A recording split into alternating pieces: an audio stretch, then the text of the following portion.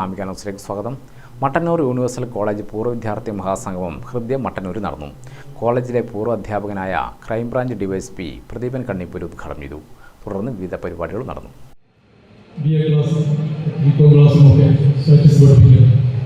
ആരും ഇങ്ങോട്ട് സംശയം ചോദിക്കില്ല, കാരണം കണക്കാണ്. ആ ഒരു കാലത്ത് നമ്മൾ പറയുന്നത് മാത്രം കേൾക്കുന്ന കുറേ മുഖങ്ങൾ അതിൽ പഠിപ്പിക്കുന്നതിന് കുറേ സംഭവം ഉണ്ടായിട്ടുണ്ടാവാം. ഞാനിപ്പോഴും ഓർക്കുന്നത് ആദ്യ ദിവസം സെക്കൻഡ് ഇയർ എക്കണോമിക്സ് ഒക്കെ ആ മുഖ്യപ്രധാനം ഇന്നും പല മുഖങ്ങൾ കാണുമ്പോൾ എനിക്ക് അനുഭവപ്പെടുന്നത്